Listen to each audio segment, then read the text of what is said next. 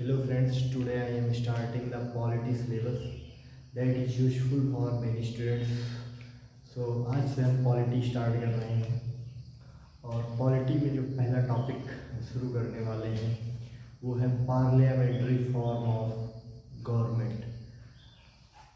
Parliamentary form of government की जो हिंदी होती है कि संसदीय सरकार। सरकार के बहुत सारे रूप होते हैं, उनमें से एक जो सरकार है वो संसदीय सरकार है।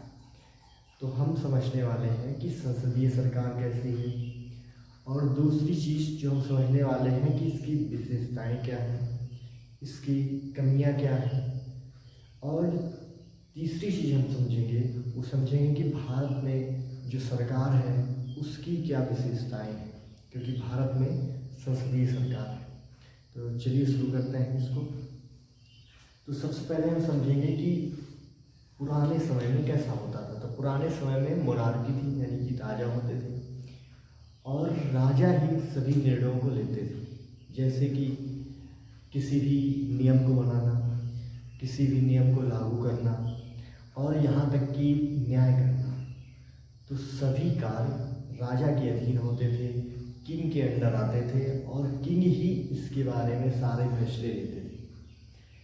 लेकिन धीरे धीरे समय चेंज हुआ, ठीक है। कुछ जगह ऐसा कहा जाता है कि पहले से डेमोक्रेसी थी, गण थे या कि लोकतंत्र था, लेकिन जो वास्तविक लोकतंत्र की शुरुआत हुई है वो आधुनिक युग में हुई। तो आधुनिक युग में जब लोकतंत्र की शुरुआत हुई तो सरकार के मुख्यतः 3 काम बताए गए। जो काम पहले राजा तीनों किया करता था, उसी तीनों कामों को बताया गया आधुनिक काल में। तो वो 3 काम कौन कौन से थे, सबसे पहले ये समझते हैं। पहला काम किसी भी सरकार का, कोई भी सरकार है तो उसका पहला काम होता है लेजिस्लेशन। लेजिस्लेशन का मतलब होता है कानून बनाना। कानून नियम क्या होंगे, रोड्स के नियम क्या होंगे, नैतिकता क्या होगी, चोरी में कितना दंड मिलेगा, या इस तरह के बहुत सारे जो नियम कानून बनाना, ये सरकार का एक पहला काम होता है। दूसरा सरकार का काम होता है नियमों को लागू करना, यानी एग्जीक्यूट करना। सेकेंड काम सरकार का है कि किसी भी काम को एग्जीक्यूट कैसे किया जाए। थर्ड होता है कि अगर कभी विवाद होता है किसी भी 2 पक्षों के बीच, राज्य या लोगों के बीच या लोगों के बीच, 2 आदमियों के बीच, 2 पीपल्स के बीच या राज्य के बीच या किसी संस्था, किसी के भी बीच कोई विवाद होता है, तो विवादों का निपटारा करना, तो उसको बोलते हैं जजमेंट करना। जजमेंट करना यानी न्याय देना। ये सरकार के 3 काम हैं। तो जब आधुनिक युग में लोगों ने सिद्धांत निकाले तो उन्होंने एक सिद्धांत निकाला कि तीनों की में पृथक्करण होना चाहिए। लोकतंत्र वास्तविक कब होगा, जब तीनों शक्तियों में, यानी तीनों जो काम है इसमें पृथक्करण पाया जाए, यानी तीनों लोग अपना अपना अलग काम करें। पहले जो होता था राजाओं के ज़माने में कि तीनों काम एक ही व्यक्ति की जगह होता है।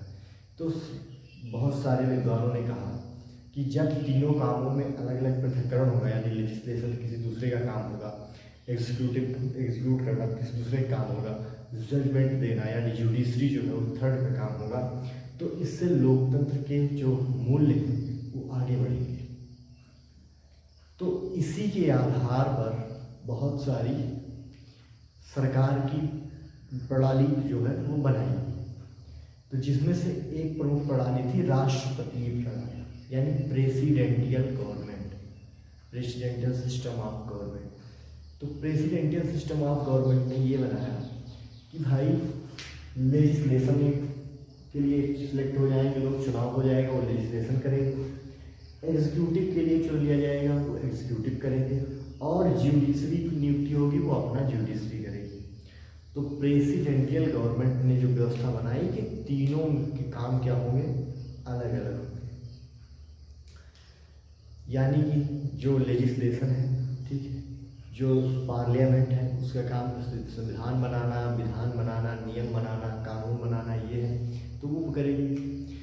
दूसरा जो कार्यपालिका है उसका काम है उसको लागू करना है या और कुछ निर्देश जारी करना या उनके आधार पर उसका अनुपालन करना, ये सब काम करने का काम कार्यपालिका का होगा।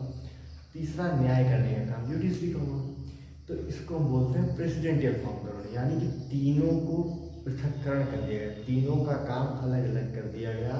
तो हमने इसको कहा प्रेसिडेंशियल फॉर्म ऑफ गवर्नमेंट। जैसे अमेरिका में है, अमेरिका में राष्ट्रपति, एग्जीक्यूटिव, सीनेट या जो वहाँ की पार्लियामेंट है, ठीक है, वो क्या करती है, लेजिस्लेशन करती है, वो अलग है। और राष्ट्रपति जो है उनका दोनों का कोई बीच का संबंध नहीं है। तीसरा जुडिशरी अलग है, सेंट्रल की अलग है, स्टेट की अलग है। तो ये हुआ प्रेसिडेंशियल फॉर्म ऑफ गवर्नमेंट। लेकिन प्रॉब्लम्स क्या हुई, प्रॉब्लम्स ये हैं कि इसमें दोनों में टकराव होने लगता है। लेजिस्लेशन जैसे कोई विधि बनाई कि हमें ऐसे काम करना चाहिए, तो राष्ट्रपति उसके खिलाफ अगर काम करना चाहे तो नहीं कर सकता। तो इससे क्या होता है कि एग्जीक्यूटिव में और लेजिस्लेशन या लेजिस्लेशन और एग्जीक्यूटिव दोनों के बीच विवाद हो जाते हैं और दोनों के बीच टकराव बढ़ जाते हैं। तो जब टकराव बढ़ जाते हैं तो इसके समाधान के लिए एक नई प्रणाली विकसित की गई जिसका नाम था parliamentary form of government. Parliamentary form of government का मतलब लेजिस्लेशन वाले अलग तो होंगे, लेकिन उसी लेजिस्लेटिव वाले लोगों से हम एग्जीक्यूटिव का चुनाव कर लेंगे, ठीक है, और जुडिशरी तो अलग ही होगी, उससे कोई मतलब नहीं। तो लेजिस्लेटिव के लिए जिन लोगों को चुना जाएगा उन्हीं लोगों में से हम एग्जीक्यूटिव को चुन लेंगे। तो ये क्या होगा, इससे जो टकराव है दोनों के बीच, दोनों के मध्य जो टकराव है, विवाद है, वो पनपेंगे नहीं। तो इसी को बोला गया पार्लियामेंट्री फॉर्म ऑफ गवर्नमेंट, जिसमें जो एग्जीक्यूटिव है, जो एग्जीक्यूट करने वाले लोग हैं, ये इलेक्ट किए जाते हैं या सिलेक्ट किए जाते हैं लेजिस्लेटिव से। जब ये हो जाता है तो उसको बोलते हैं पार्लियामेंट्री फॉर्म ऑफ गवर्नमेंट। हमारे यहाँ जो इंडिया में जो सरकार है वो पार्लियामेंट्री फॉर्म ऑफ गवर्नमेंट से काम करती है। मतलब पार्लियामेंट्री फॉर्म ऑफ गवर्नमेंट क्या है, यानी जो हमारे यहाँ लेजिस्लेटिव पार्लियामेंट है, आपने सुना होगा लोकसभा है, लोकसभा में जिसका बहुमत होता है उसे ही प्रधानमंत्री बनाया जाता है। अर्थात इसका मतलब लेजिस्लेटिव में जो पावरफुल है वही एग्जीक्यूटिव में आता है। इसका मतलब लेजिस्लेटिव ही जो है वो एग्जीक्यूटिव को इलेक्ट कर रही है। ये मूल सिद्धांत है पार्लियामेंट्री फॉर्म ऑफ गवर्नमेंट का। और प्रेसिडेंशियल फॉर्म ऑफ गवर्नमेंट क्या है कि ये भी अलग, ये भी अलग, ये भी अलग, तीनों आपस में अलग अलग काम करती हैं। यानी कि जो एक प्रेसिडेंशियल फॉर्म ऑफ गवर्नमेंट है ये शक्ति का पृथक्करण करता है, सेपरेशन ऑफ पावर, सबकी पावर अलग अलग है, इसके सिद्धांत ज़्यादा मजबूत है। जबकि जो पार्लियामेंट्री फॉर्म ऑफ गवर्नमेंट है उसमें विवाद को कम किया गया है। विवाद के साथ साथ एक चीज़ जो मिल जाती है हमको, अगर लेजिस्लेटिव इसको इलेक्ट कर सकती है एग्जीक्यूटिव को, तो आप ये भी जान सकते हैं कि लेजिस्लेटिव अगर इलेक्ट कर रही है तो लेजिस्लेटिव कैन आल्सो रिमूव, तो लेजिस्लेटिव इसको हटा भी तो सकती है एग्जीक्यूटिव को। और अगर लेजिस्लेटिव एग्जीक्यूटिव को इलेक्ट कर सकती है और रिमूव भी कर सकती है, इसका मतलब ये सरकार क्या हो गई, उत्तरदायी हो गई। ठीक है, उत्तरदायी किसके प्रति हो गई, लेजिस्लेटिव के प्रति हो गई। सो फर्स्ट क्वालिटी जो हमको पता चली कि लेजिस्लेटिव सरकार जो पार्लियामेंट्री फॉर्म ऑफ गवर्नमेंट है उसमें सरकार उत्तरदायी होती है।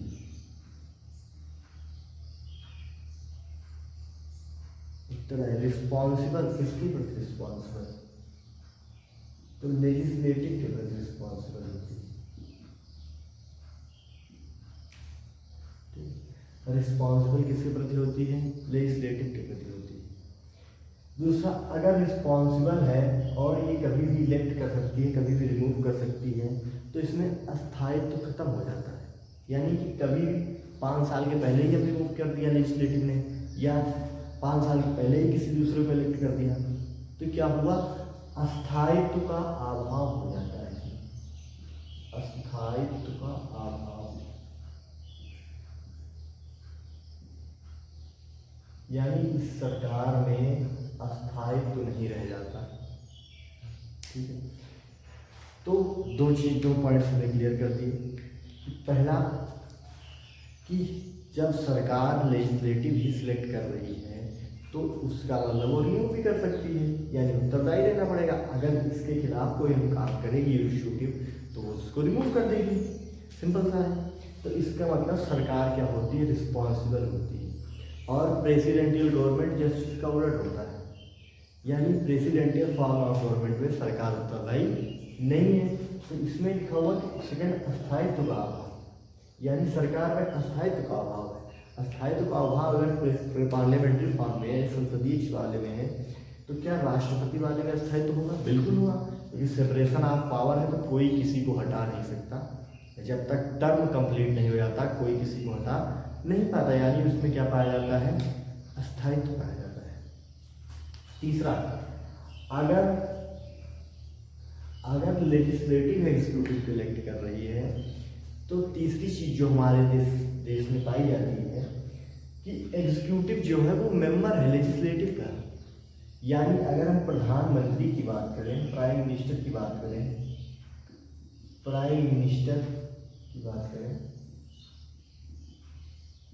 या चीफ मिनिस्टर या कोई भी मिनिस्टर हुआ, तो प्राइम मिनिस्टर क्या है, ये एग्जीक्यूटिव में भी है, यानी ये कार्यपालिका में भी है, प्रधानमंत्री है। दूसरा, ये लोकसभा का मेंबर भी है।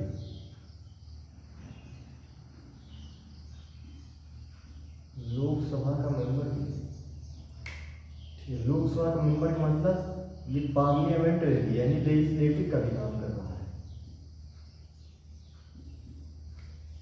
तो इसका मतलब हुआ कि लेजिस्लेटिव में, पार्लियामेंट्री फॉर्म ऑफ गवर्नमेंट में 3 क्वालिटी जो है वो पाई जाती, ठीक है। तो ये कुछ क्वालिटीज थी जो हमने आज आपको बताई। नेक्स्ट पार्ट में हम और चर्चा करेंगे कि कौन सी क्वालिटीज़ हैं, कौन सी कमियां हैं। क्वालिटीज़ तो बताइए, कमियों की चर्चा करेंगे और भारत की संसद के बारे में भी देखेंगे। Thank you.